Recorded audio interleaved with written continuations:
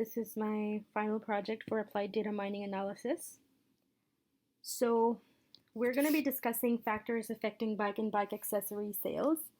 Bikes are a very popular and eco-friendly mode of travel for short distances.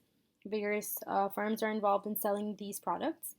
It's very helpful for these firms to study factors affecting sale of their products. Many people looking to venture in profitable business may study these factors to determine whether bike sales are the right suit for them. Bike sales are directly linked to bike accessory sales. We shall be working on data sets that provide information on bike and bike accessory sales over time. And our programming shall be used throughout the project.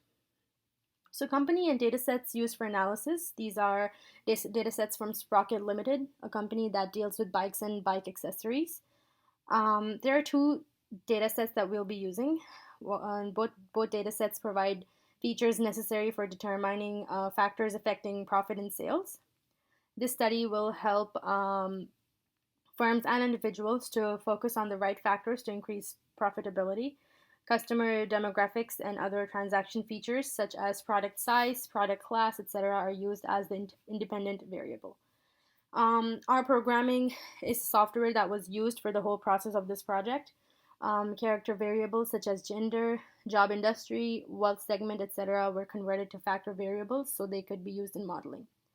Once both datasets were ready for analysis, they were merged to form a single dataset. The resulting dataset had 13,971 observations and 24 variables. The data was then partitioned into training and test sets. So let's discuss parallelization. This is a situation where tasks are divided among different nodes working simultaneously towards the same goal. In this project, parallelization can potentially be applied in handling, data processing, and building a model simultaneously. This speeds up the manipulation and the analysis process of the data. So now we're looking at a profit by age graph, and this shows the distribution of profit based on the age categories of the customers. It signifies that those between the age of 35 and 49 years generated more profit than any other age group. So linear regression. Linear regression model was used to predict the profit of the company.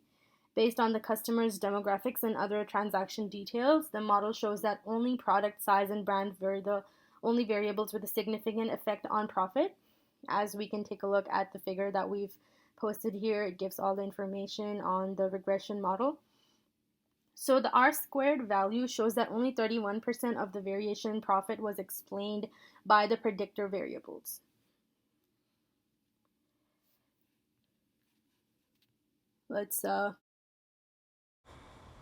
Now we have a box chart here. So we can see that based on the results from the figure here, there was no outliner in the profit distribution of the bike and bike accessories.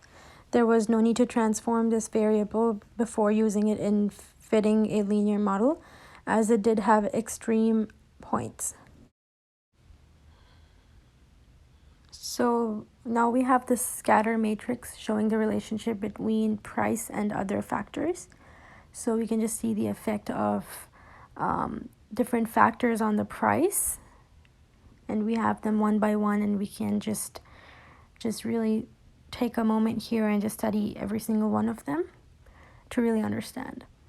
So based on the results from the figure we just saw, there was a positive association between the profit and the list of price of the bike and bike accessories.